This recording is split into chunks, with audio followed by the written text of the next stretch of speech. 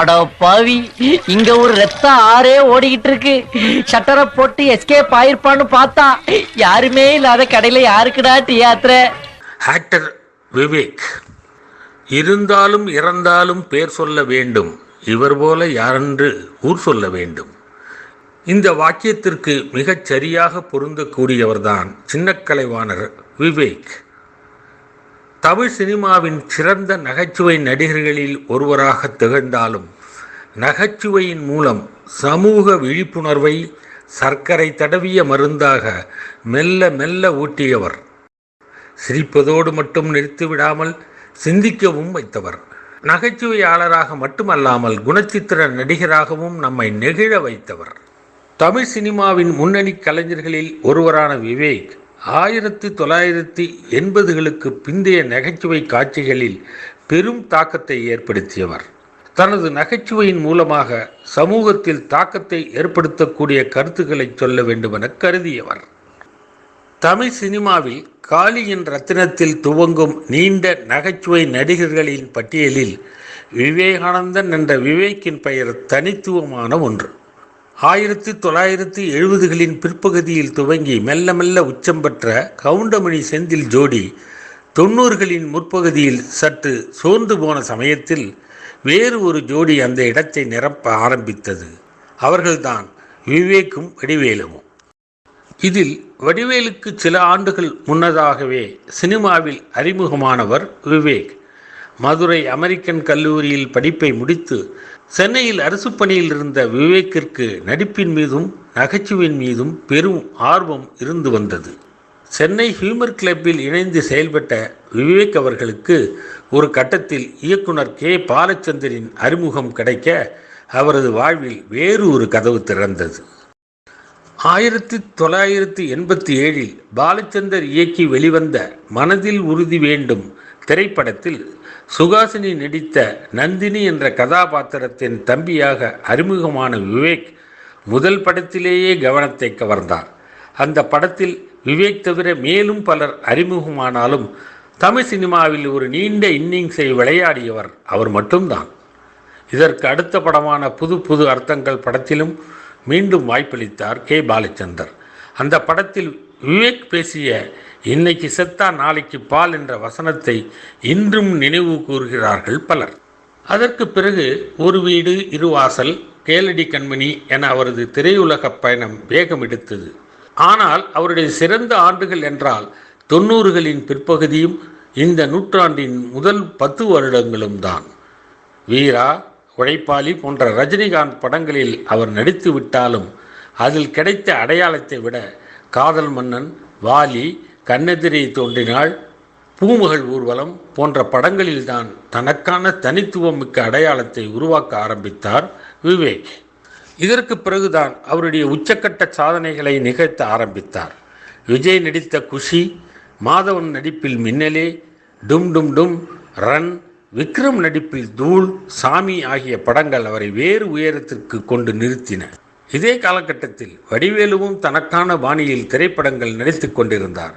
அதுவரை தமிழ் சினிமாவில் எம்ஜிஆர், சிவாஜி, ரஜினி, கமல், அஜித், விஜய் என கதாநாயகர்களை அடிப்படையாக வைத்தே இரு துருவ ரசிகர்கள் உருவாகி இருந்த நிலையில் முதல் முறையாக வடிவேலுவும் விவேக்கும் நகைச்சுவை பாத்திரங்களில் இந்த இரு துருவ ரசிக மனநிலையை உருவாக்கினர். இதன் மூலம் இந்திய சினிமாவில் வேறு எந்த மொழி திரைப்படங்களிலும் இல்லாத விதமாக நகைச்சுவை என்பது தமிழ் சினிமாவின் ஒரு அங்கமாகி போனது. இவர்கள் ஏற்று நடித்த பாத்திரங்கள், அவர்கள் பேசிய வசனங்கள் ஆகியவை தமிழர் வாழ்வில் நகரம், கிராமம், ஏழை, பணக்காரன் என்ற வித்தியாசமின்றி பரவ ஆரம்பித்தது. பெரும்பாலும் கதாநாயகர்களின் நண்பராகவே வந்து போய்கொண்டிருந்த விவேக் ஒரு கட்டத்தில் தனக்கென ஒரு பாணியை வகுத்து கொள்ள ஆரம்பித்தார். அவரது வசனங்கள் சில இடங்களில் பகுத்தறிவு கருத்துக்களை பேச ஆரம்பித்தார். இது இவருக்கு சின்ன கலைவாணர் என்ற பட்டத்தையும் வடிவேலின் நகைச்சுவையிலிருந்து ஒரு மாறுபட்ட பாணியையும் கொடுத்தது. குறிப்பாக மூட நம்பிக்கைகளுக்கு எதிராக அவர் தொடர்ந்து தனது படங்களில் பேசி வந்தார். இவர் நடித்த பல படங்களில் இவரது காமெடி காட்சிகளை நீக்கிவிட்டால் அந்த படத்தை பார்க்க முடியாது என்பது போன்ற படங்கள் எல்லாம் உண்டு.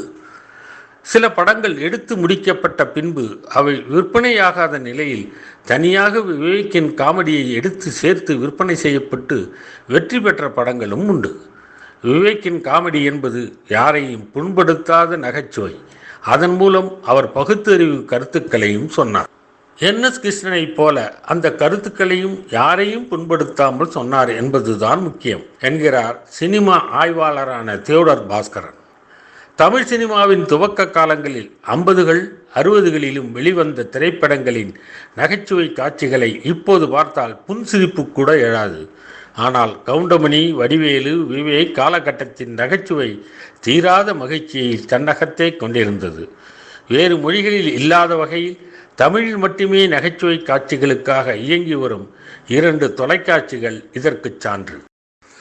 நான் தான் பாலா, வெள்ளை பூக்கள் போன்ற சில படங்களில் தனியாக கதாநாயகனாக நடித்திருக்கிறார் என்றாலும் பிற நடிகர்களுடன் சேர்ந்து முன்னணி கதாபாத்திரமாக அவர் நடித்த பொங்கலோ பொங்கல், விரலுக்கேத்த வீக்கம், நம்ம வீட்டு கல்யாணம், மிடில் கிளாஸ் மாதவன், விஸ்வநாதன் ராமமூர்த்தி ஆகிய படங்கள் அவரை ஒரு சிறந்த நடிகராக அடையாளம் காட்டின. உண்மையில் ஆரம்ப காலத்தை விட அவரது திரைவாழ்வின் பிற்பகுதியில்தான் அவரது சிறந்த திரைப்படங்கள் வெளிவந்தன.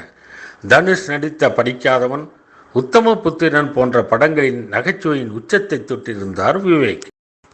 திரைக்கலைஞர் என்பதை தாண்டி சமூக ஆர்வலர் என்ற முகமும் விவேக்கிற்கு உண்டு. மறைந்த குடியரசுத் தலைவர் ஏபிஜே அப்துல் கலாமுடன் ஏற்பட்ட நெருக்கம் அவரை மரம் நடுதலில் ஆர்வம் கொள்ளச் செய்தது. தமிழ்நாடு சந்திக்கும் பல்வேறு அம்சங்கள் குறித்து அவர் தொடர்ந்து விழிப்புணர்வை ஏற்படுத்தி வந்தார். தன்னுடைய சொந்த வாழ்க்கையிலும் சமூக நலனை குறிக்கோளாக கொண்டு வாழ்ந்து வரும் விவேக் நாட்டில் வறட்சி ஏற்பட்டதற்கு நாம் தான் காரணம், வறட்சியை போக்கும் வகையில் சுமார் 1 கோடி மரக்கன்றுகளை நடுவேன் என கூறி அவ்வப்போது இத்திட்டத்தினை செயல்படுத்தி வந்தார். மற்றவர்களுக்கு முன்மாதிரியாகவும் திகழ்ந்தார். தமிழின் பெரும்பாலான கதாநாயகர்களுடன் இணைந்து நடித்துவிட்டாலும் கமலஹாசனுடன் அவர் நடித்ததில்லை. கமல் தற்போது நடித்து வரும் இந்தியன் 2 படத்தில் நடிப்பதாக அறிவித்திருந்தார். ஆனால் படம் வெளியாவதற்குள் மறைந்து விட்டார் விவேக். தமிழ் சமூகத்தை பொறுத்தவரை திரைப்பட நகைச்சுவை என்பது தினசரி வாழ்வின் ஒரு அங்கம். தன்னுடைய மகிழ்ச்சி, துயரம், பிரச்சனைகள் அனைத்தையுமே திரைப்பட வசனங்களின் மூலம் காட்சிகளின் மூலமும் வெளிப்படுத்தும் சமூகம் இது. அந்த வகையில் பார்க்கும்போது விவேக் தொடர்ந்து தனது காட்சிகளின் மூலம் சிரிக்க வைத்து கொண்டே இன்றும் நம்மிடையே இருக்கின்றார். திரையுலக வாழ்க்கையில் ஒருவரின் இடத்தை நிரப்ப மற்றொரு கலைஞன் கண்டிப்பாக வருவார். அதை நாம் பலமுறை பார்த்திருக்கிறோம். ஆனால் இனி யார் வந்தாலும் இவருடைய இடத்தை துளி அளவு கூட நிறைவு செய்ய முடியாது என்பது போல் வாழ்ந்து மறைந்தார்.